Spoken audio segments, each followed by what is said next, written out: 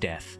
Some claim that she passed away naturally. Others believe she simply ascended to heaven and never died.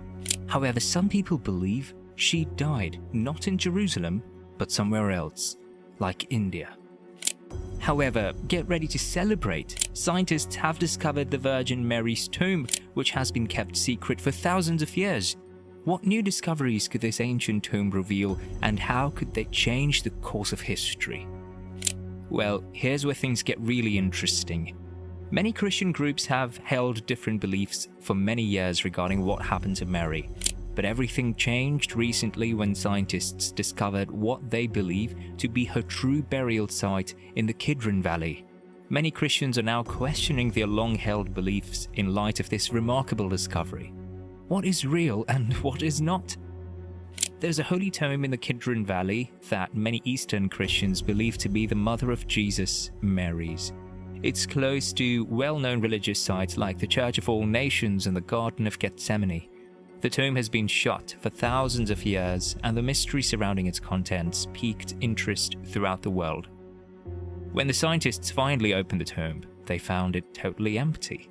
This finding disproved the popular belief that Mary did not ascend to heaven. However, no sign of Mary's remains was discovered in the tomb, which supports Christian beliefs that she ascended to heaven with her body intact. These Christian interpretations of Mary's life and death are fascinating, particularly in light of the differences between Catholicism and Eastern Christianity.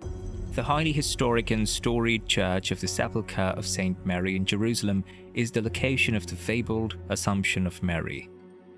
To begin with, Mary never died at all, according to Catholics. On the other hand, Eastern Christians hold that she actually died, was buried, and then resurrected on the third day, just like Jesus. After that, they think she ascended to heaven. Mary's Assumption is one of the four key beliefs about her. On November 1st, 1950, Pope Pius XII formally announced this teaching in a document called Munificentissimus Deus. It's closely related to another significant doctrine, the Immaculate Conception, which holds that Mary was sinless at birth. Her status as the mother of Jesus, who is regarded as the Son of God, is the source of both beliefs. The Assumption of Mary does not say whether or not she died. Instead, it says that she ascended to heaven. In the same way, the Eastern Orthodox Church holds a belief known as the dormition of the Mother of God, or falling asleep. It's deeply ingrained in both culture and religion, even though it's not a dogma in the Eastern Orthodox Church. In Munificentissimus Deus, Pope Pius XII expressed his hope that people's faith in Mary's Assumption would strengthen their confidence in their own resurrection.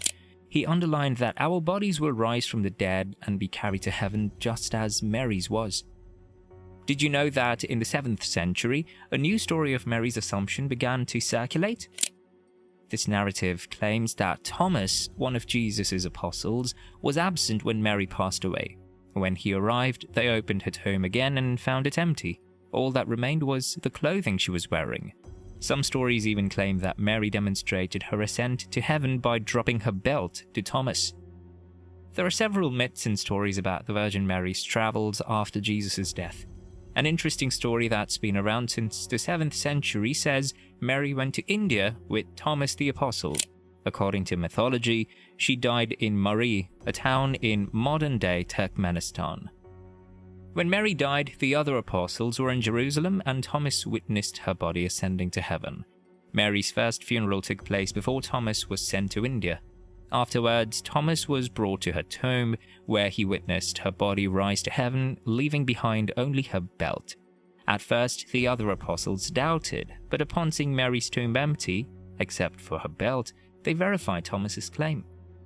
Some academics believe that the stories of Mary's falling asleep and her Assumption come from early Christian writings that are not part of the Bible we use today. Emperor Maurice declared it to be a state holiday in the Eastern Roman Empire approximately 600 years ago. Some Bible scholars believe that oral traditions about stories about Mary's death were known by a community of Jewish Christians in Jerusalem. According to them, these stories were shared during the Apostles' time or shortly after, and are based on actual events. Their aim is to demonstrate that the stories about Mary's Assumption and Dormition are true by studying these oral traditions. However, another scholar named Shoemaker notes that these tales are distinct from one another and do not originate from a single tradition.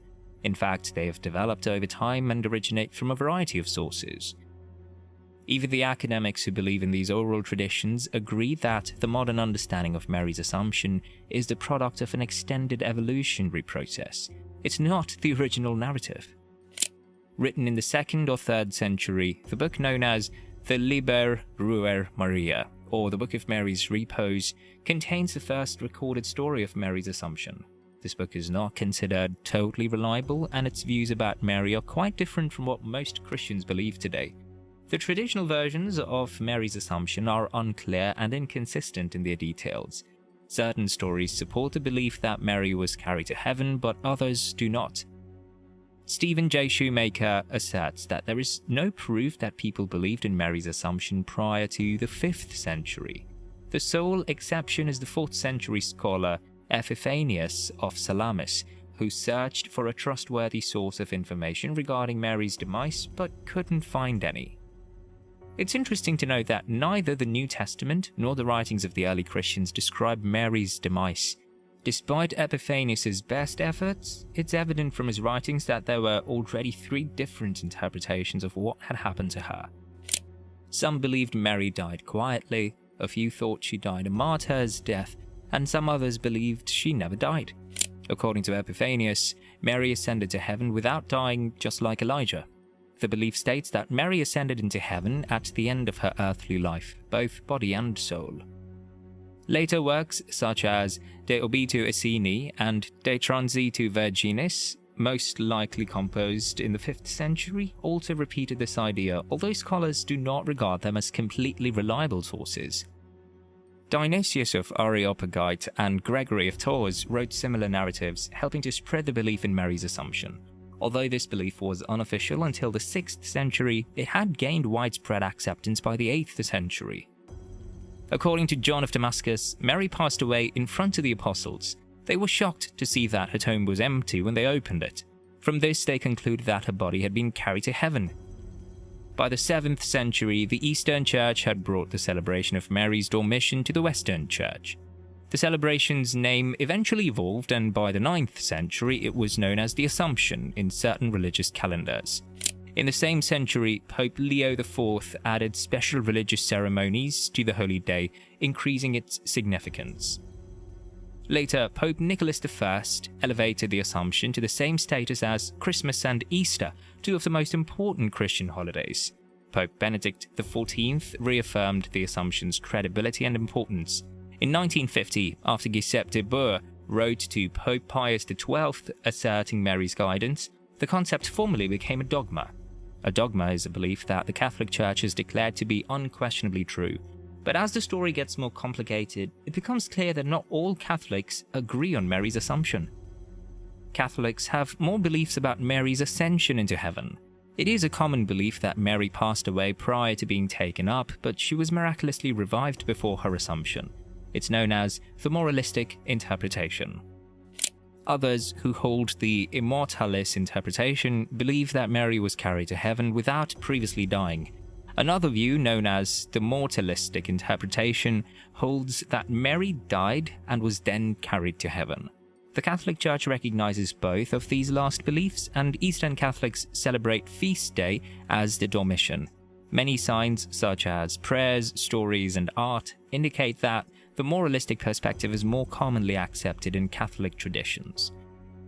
August 15th is the Feast of the Assumption in the Catholic Church. On the same day, the Eastern Orthodox and Eastern Catholic Churches commemorate the Dormition of the Mother of God. Eastern Christians observe a 14-day fast before the feast in remembrance of Mary's life and death. They hold that even though Mary passed away naturally, Christ instantly took her soul.